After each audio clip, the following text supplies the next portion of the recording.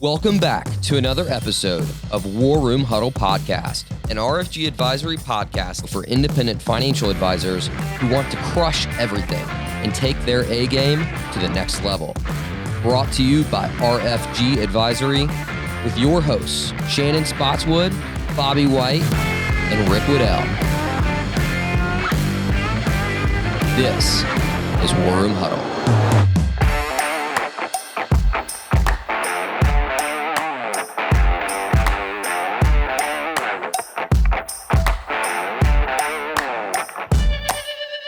Welcome to War Room Huddle, where we empower independent financial advisors to be the CEO of their practice, not the COO.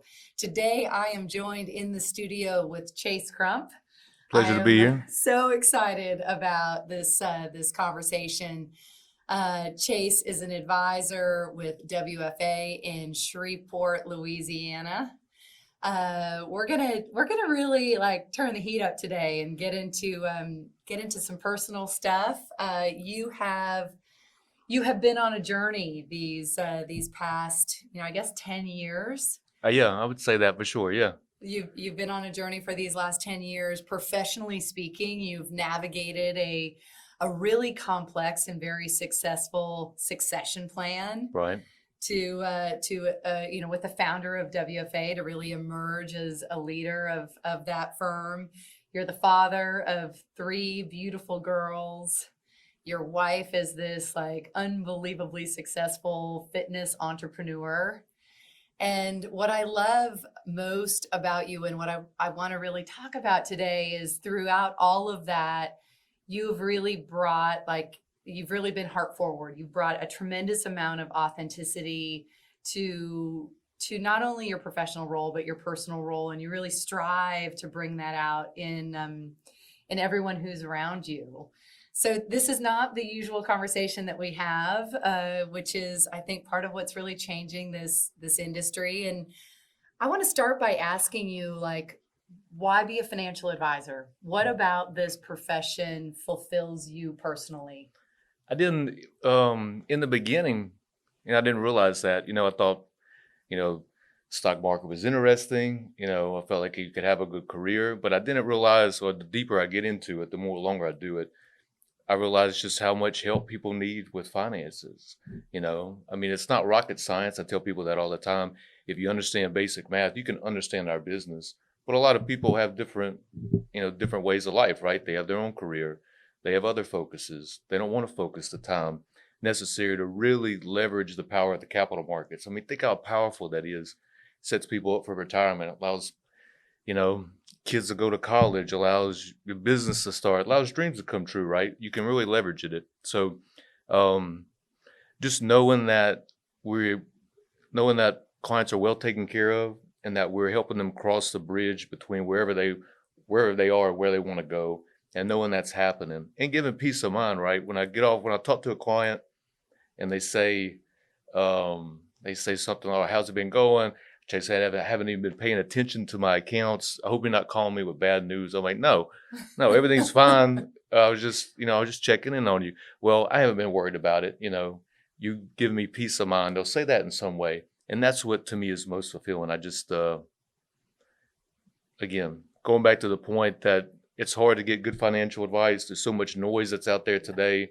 I can feel from a client standpoint that it's very overwhelming, can be very confusing. So to be able to be very confident that a one-of-a-kind investment experience is being delivered from them and they're getting above average financial advice, that's what really drives me. You have this, I think, incredible intentionality. When I've sat in on your weekly meetings, you really care. You have a tremendous amount of empathy. You really care about how people feel. And I think it's a result of how intentional you are about caring for your own spirit and what you do to really set your mind in the right place every single day to be able to go out there and live, WFA's motto of plan, invest, inspire. Talk about what you do to really energize your soul and think about setting that intentionality and that mindset. It's so important, right? I think your spirit, what drives you, what motivates you every day, you protect that at all costs, right?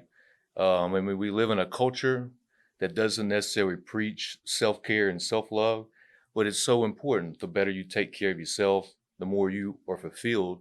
If you fill your cup, you will overflow. But I believe that. If you empty that cup, you don't have anything to share. So it's kind of ironic to think that our culture will tell us to not focus on ourselves, but it's so important. It'll make you better in anything that you do. So I mean, I try to set that intention.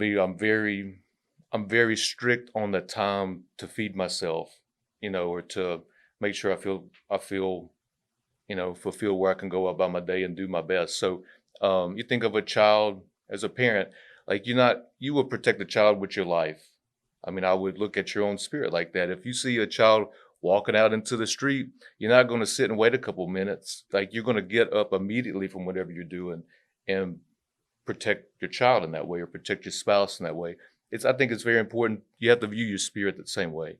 And if you do, and if you take, and it doesn't have to be a tremendous amount of time. I think if people get wrapped up in, you need to spend hours a day doing this. No, it could be as simple as taking 30 seconds or a minute, just doing something for yourself, set you up to continue to do the best work, live the best life, give the best advice, and just do the best work you can in people's lives, I feel. So, but you're really intentional about like your meditation practice, and you're intentional about how you start your day. Sure. I think, I would count myself as one of those who wishes I had a more committed meditation practice. And the reality of it is I haven't made it a priority, but I find it really inspiring the way that you have dedicated your priorities to meditation. So talk to us about that. Like, what does your morning look like? How did you get into that habit of meditation, and how has it changed you? Man, it's just it's an evolving thing, right? Like it always, like all those pieces. But probably, I mean, when I wake up, there's probably like a 1 hour, 2 hour period that I can beat my family up and my girls up before my house gets, when Crazy. when the day begins. That's the only time that I know I can get some combination of quiet time, whether it's reading or whether it's meditation or whether it's exercise or, probably the cool thing that it's evolved for me is that you can find meditation practices in a lot of different ways, right? So, like to your point, you haven't quite found how you fit it in your schedule. I would say don't think of meditation as you got to be in lotus position for 2 hours like a Buddhist monk. Like you're running an RA. I mean, I doubt that you have that kind of time. But maybe it's like 30 seconds before you get out of bed, you just say a couple things that you're grateful for. That's meditation. Just focusing your mind, simply quieting your mind and focusing on something for a period of time. That's all meditation is. So you can listen to music for 5 minutes. That's meditation. You can go for a walk by yourself with no distractions. 5-10 minutes. That's meditation.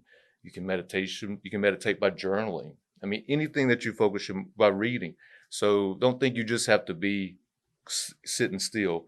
I mean, and you can read into that. There's so many different outlets that you can use. So with that 1 to 2 hour period, I find some combination of the outlets that I've built for myself. And depending on the day or what else I got going on or how much time I have, I get a lot of, I got a lot of tools in the tool shed, depending on which ones I need to use that day.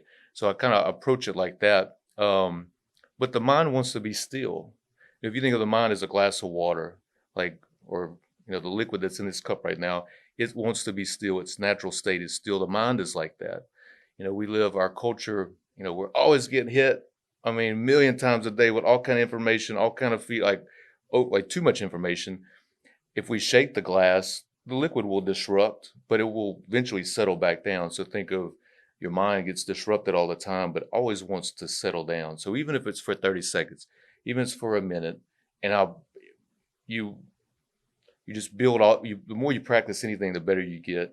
And I feel like the more I practice it, the more time I get to stay in it, right? Like I've found more time because I've just started with 30 seconds or a minute. But I feel like just clarity, giving yourself space to deal with whatever you're dealing with in life, business, making a business decision, dealing with family, dealing with personal life. Meditation gives you the space to deal with that. For me, it gives me a lot of clarity. It gives me a lot of, just stillness and balance or just quiet time. And I feel the longer I've done it, so now that I'm thinking through it, and I don't do it every day. You got to let go of that. Let go of that. You know, it can't be perfect. The minute I tried to stop being perfect at it, it's like when it all came together. And if I don't get a day in, or if it goes a couple of days, I always know I can return to it. But it feels like the flow of life has changed. Just looking at work with Dany or our business or work with y'all, it's like the flow of things keep happening at a quicker pace and an easier pace. It like almost allows you to reach your potential easier because your mind and your body and your soul and your spirit are set up well for it just by taking a tiny break. So, well, I feel like, there's so much grace in what you just said. Like, I've never thought about the fact that I spend the first couple minutes when I wake up running through what am I grateful for. Yeah. I think about I pray, I think about that very intentionally, but I've always kind of been more judgmental with myself and never thought of that as meditation. I've always like in my mind, oh no, I need to meditate. I need to be sitting here and like listening to some kind of meditation chanting music, and then it'll be official. And it can be, but it don't have to be. It don't have to be. I think that's what makes it easy. I think that's what, I bet you'll find easier ways to do it now that you don't think you have to be completely still for 30 minutes. Yeah. Music is hugely important to you. And I'll be honest, like, you will post songs on like LinkedIn. And when I first saw that, I was like, gosh, that's so weird, because LinkedIn doesn't really seem to be like the forum for sharing something so personal about music. And why is that being posted? And then the more I really saw what you were posting and why you were posting, and I was thinking about this outreach, that whether it was intentional or unintentional, that you were making to your clients on LinkedIn, to the people who were following you, it was a real call to arms. It was a take a minute. Like, how did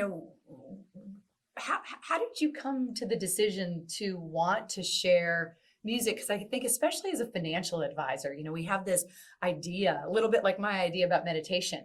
The only thing I'm going to post on LinkedIn is a relevant article about tax planning from CNBC. And here you are posting this like deeply soulful song. Like, just talk to us about that. What's that about? And there's stuff that goes on my feed that's finance related, but I feel like all that content is out there. Like, they are covering the financial markets. There's plenty of people doing that. I would just be one more person doing that. And I like to put out and share good information.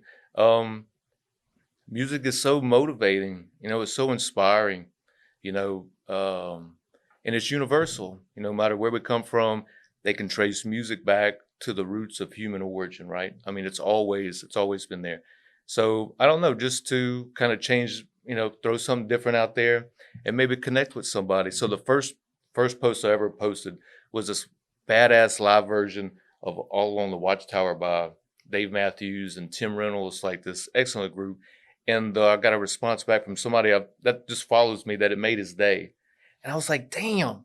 I was like, that's so cool. Like, he was having that, it just reached. And that's in my mind, that's what I'm hoping to do. So I don't know what satellite it is, but I don't know when they did it. I think it was I don't know. There's a satellite flying through space that's like going into the outer reaches of the universe. And I guess NASA, I don't know who did it, scientists put different things from Earth on it.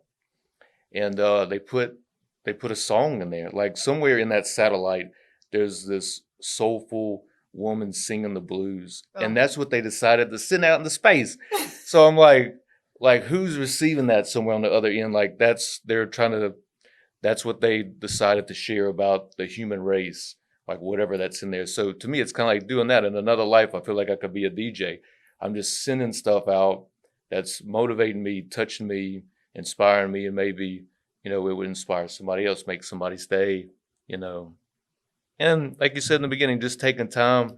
I feel like in the middle of a stressful situation or you're feeling overwhelmed, sometimes just taking 2 or 3 minutes, a break, which technically, like we were talking about, is meditation. You sit and just listen to a song with no other distraction for 3 to 5 minutes. You're meditating, whether you know it or not, and you probably feel better, like right after it, And it's funny because music is, as you said, such a unifier. Ask anybody, what's your favorite song, or what's your favorite, genre of music or singer or band? But you could have an hour-long completely passion-led conversation. Oh yeah. No for one's sure. ambivalent about music. Right. Yeah, you'll find some connection somewhere.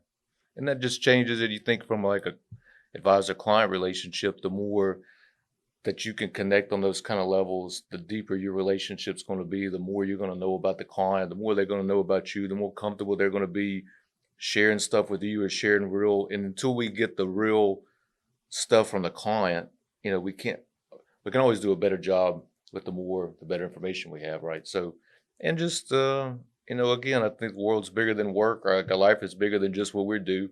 So just trying to make connections with people, clients that go beyond just managing money is important. It is kind of everything. And I think that this is one of the big shifts that's happening in the industry as a whole, as financial advisors are starting to think about themselves as financial life coaches, and they're realizing it is so much more than just being great at planning and helping someone be a good steward of their resources. It's how do you live richly? But I think how that is conveyed in an authentic way is for the advisor to actually be a real person. Absolutely. Absolutely. And I think, we've struggled with that. I grew up in the business that you kept yourself, your other parts of your personality behind the door. Yeah. And now I feel, again, like you said, money's a very emotional thing. It's very important to a lot of people. Other than health and family is right there. It's not it's very important to people. It's a very important resource. So again, the better you can connect with people, the better it's all going to work out, the better all around job you can do. Well, one thing that I've always loved about like your mind and your thoughts on the industry is you've always been a little bit of a rebel. Like way before it was fashionable or acceptable to work from anywhere, you were working from anywhere. Way before it was kind of appropriate office attire, you would show up in a blazer and a concert t-shirt and jeans, or your girls have always kind of been running around in the back of Right. calls that we've had. How have your clients reacted to you having like a very unconventional kind of just way that you carry yourself? Like, you're incredibly successful. WFA is almost $400 million firm in Shreveport. You guys are growing like crazy. You're the next gen of building the future state of our industry. So you have all these hallmarks of success, but you're doing it in a very different way, and in a way, like, how have your clients and prospects responded to that? They've loved it. It's been it would not have been my guess. The moment that you start peeling back your own layers and breaking out of that shell or that box of what you think you're supposed to be in, it's like everything else just keeps developing and more doors start opening, more things start happening. They love seeing me without a suit and tie. When I got into the business, I remember thinking in my mind, that was my mindset, I'm gonna wear a suit and tie every day, the rest of my life. Nobody's telling me nothing different. And then the moment I started changing it, I had a client in this week, and they've been my clients for maybe 15 years. They had never seen me without a suit and tie. I just had jeans and a polo on. And I think you can bring a lot of your own style, and you can still be professional in a dressed down way. The response from my clients has been that they've loved seeing me like that, like it's just being a little more human. There's a little more connection happening. And I think the world 2021, looking forward, I think the world's just changing on on which you have to wear to work, or why there has to be a certain thing that you have to wear, something like that. But anything to me that makes a stronger connection with my client, I want to be doing. And then I found that I'm more relaxed. Even having a jacket on today, I was joking with Dany. I was like, man, I'm restricted in this thing. Can't move my arms. I find that I'm more relaxed. If I'm in comfortable clothing, I'm more relaxed. My mind's more relaxed, and I can do better work. If I'm in a better state, anything that I do for a client or for work or studying or reading or anything I do, it feels like it's easier, it's better, and I get to the end of my day. And I love getting home and staying in my clothes. Yeah. I used to hate having to take my girls want to jump on me, play with me, and I can't do it until I get out of this suit. So that's been a cool piece of it too. Are you an advisor looking to make the move to independence? RFG Advisory is an innovator in the wealth management industry. with a winning culture and a fully integrated tech platform designed to help advisors take their practice to the next level. Let us get to know you at rfgadvisory.com.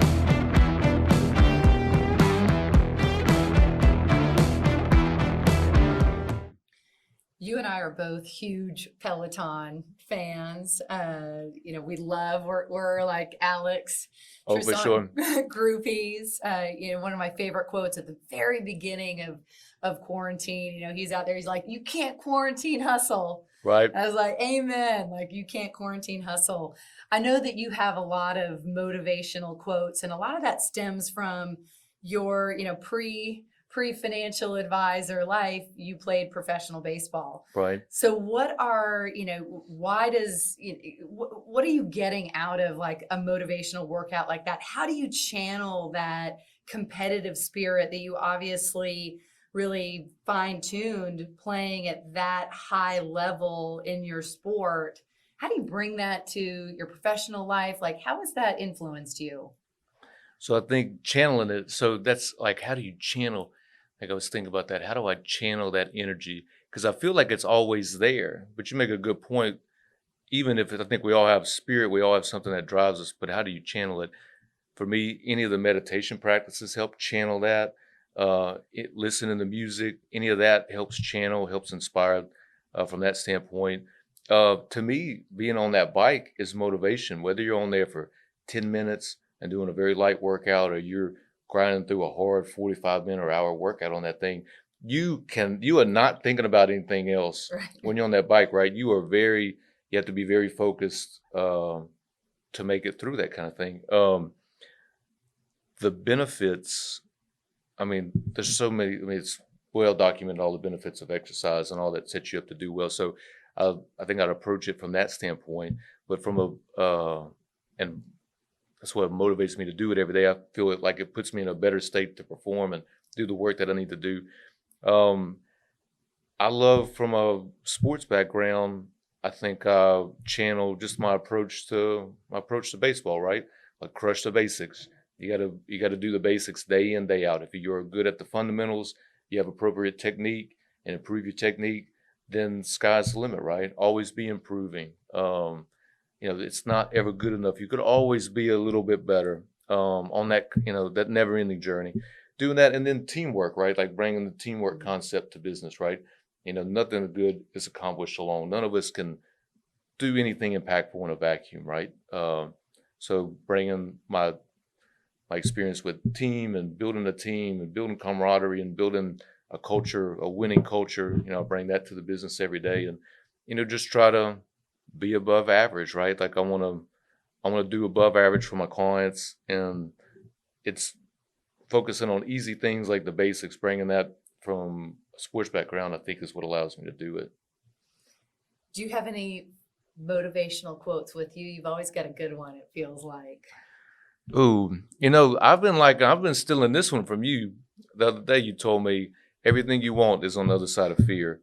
And that one has been in my mind a lot. Just as like we're approaching the year, we got a lot of new things on the horizon that we're doing business-wise, or just sitting doing this. I love that. It's so funny, there was this picture floating around at the beginning of the year.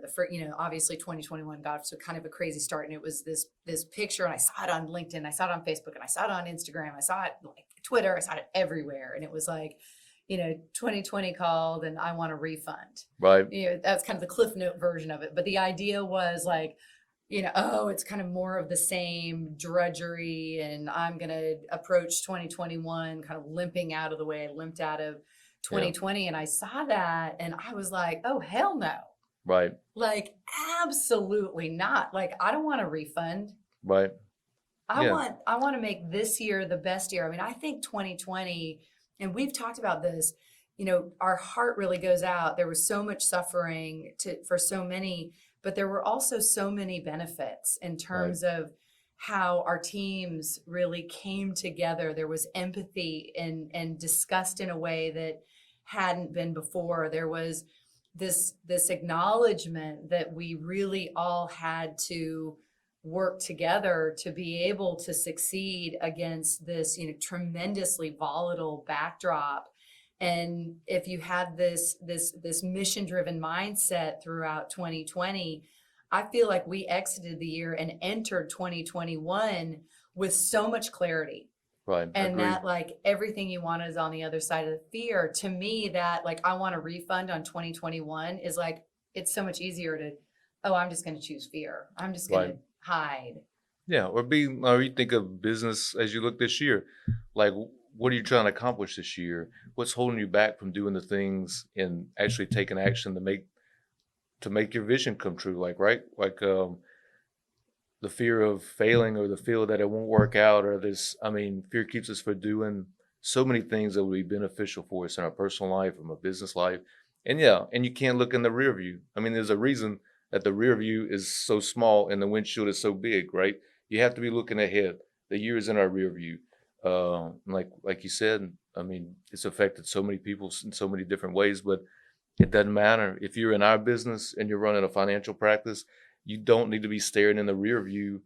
It's going to impact your business in the long run. If you have to be looking ahead, looking at how the landscape can change. Our industry is evolving so quickly, so fast in the information age that you're losing precious time as you're building your business, as you're giving service to your clients.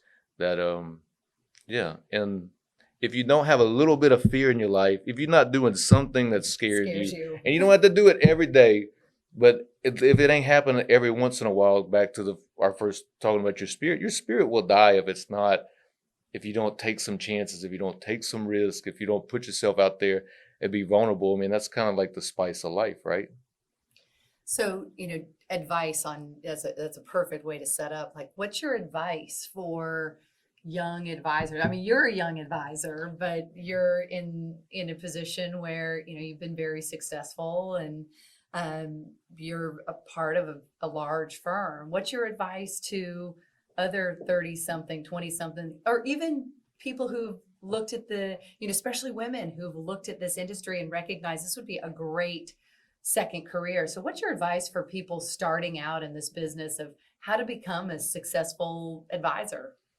I mean, I'd say first off, the demographics are set up so well for you. Like, do a tiny bit of research and you will see the overwhelming evidence to be in our business. So I think you've picked a great business to be in, one that people really need a lot of help.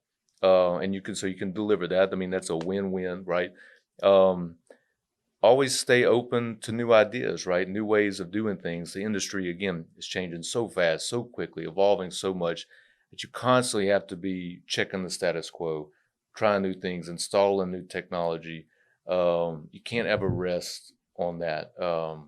There's so many different ways to operate, to deliver, your value. It's not the same for everybody. I mean, don't try to take a cookie cutter approach. There's a lot of information that's out there that's against the norm that can help you continue to grow your business to whatever you would want it to be. You need some tech. Yeah. You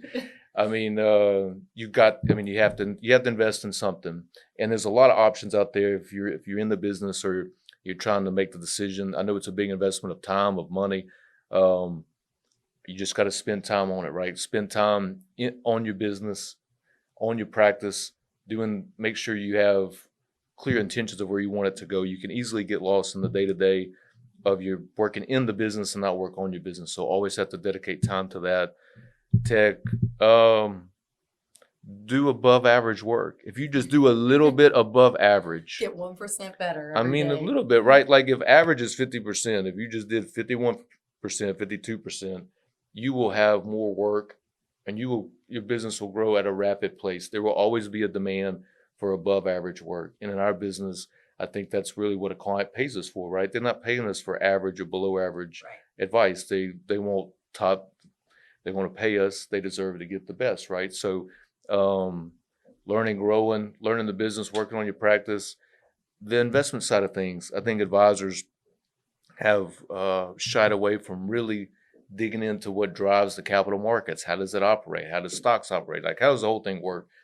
Commit time to that. I think that's very important. I think if you spend a small amount of time on that over the course of time will make a dramatic effect on your business, All right, so you've been on this journey to get your CFA. I mean, you didn't Right. have to do that. You already had the skill set, you had the clients, and you wanted to. You wanted to have that innate confidence of truly understanding capital markets. Like Sure.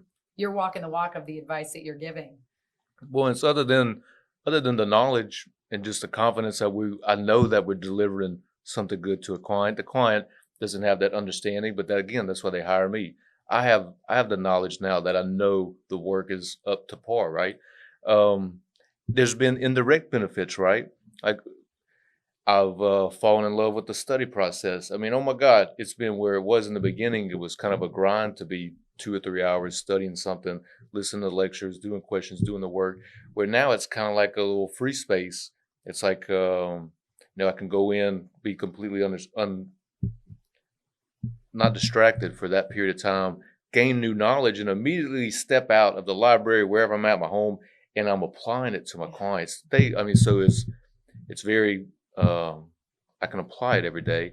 And then it's taught me how to work remotely. It's taught me how to break my schedule. It's forced me to do that, where now that's kind of how I operate. Like now it's okay if I don't go into the office all day. I can work from anywhere. It's giving me confidence doing that. And it's giving me confidence that the client doesn't expect me to be sit up and hold up in an office from some set period of time, a certain schedule Monday through Friday. No, as long as the lines of communication are open and as long as the work is getting done, then that's all they care about. So it's taught me to just keep trying new things, taking on new things, try to, like we said, break the wheel, disrupt yourself. And there's growth that comes in all that, right? So it doesn't feel like it's happening because it's happened so slowly day by day, but you look up and again, small things have a way of really compounding for you over time. So I'm very I love how you've the journey. reframed. I think that's such an important thing to do. Like you've reframed that study from like, oh, it's such a burden, it's such a grind, Right. to like, actually, I have this space to be Yeah. focused and not distracted and really absorb this new knowledge. I mean, it's like everything, a hard workout. If you frame it like, oh, it's such drudgery, instead, one of the things I love, and I think the Peloton teachers are awesome at that. They're like, give thanks to your body Right. that you can move, that you got out of bed this Absolutely. morning, that you have that. And I'm like, what an unbelievable way to shift your mindset. Definitely. And I mean, you can do that. Think how much more enjoyable life is like that. If you're doing the things, if you leaning in to things, if you're approaching your things in life that way, that you just get more out of it, right? If you're enjoying it. So I mean, I'd certainly preach that too. If you're running a business, if you're running a practice, if you're in for our line of work, make sure you're doing the things that you like doing. Yeah. You will be far better. You will take yourself further personally, professionally. If you wake up and every single day that you're doing the things that you want to do, and that you're passionate about it. It's easy. It takes care of itself, right? It's funny how that It's a works. self-fulfilling prophecy. Yeah. Well, I think that we both agree this is an unbelievable business. It's a great time to get into the business. Absolutely. And for anyone young who's thinking about it in college or a second career or struggling to find your way, like keep after it, because Absolutely. this is one of the few places where you get to, we call it, for us culturally, we talk about a warrior mindset and a servant heart. And one of the things I love most about this business is it is service oriented. It's Absolutely. one of the few professions where that's the whole point, Right. is helping people live Right. their best life and make, smart decisions for their family and for themselves. And Absolutely. what could be better than that? Yeah, for sure. I mean, there's a quote, we're all walking each other home, and that's what we're doing. So yeah, if you are interested in the business, I mean, there's no better time.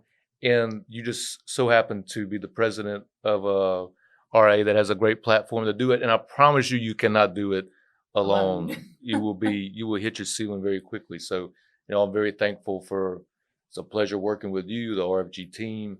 I mean, y'all transformed our business. I mean, it goes unsaid, but I know we would not be sitting here doing the things, talking about the topics we're talking about, looking forward to the future without a great collaboration. And, that's a cool thing. It is. It's all about collaboration. Absolutely. Yeah. You get This- the synergy. It's the Yeah. real thing. It's a real thing. Yeah. Well, I knew this was going to be great. Thank you so much for coming Absolutely, in. Shan. Thank you for having me.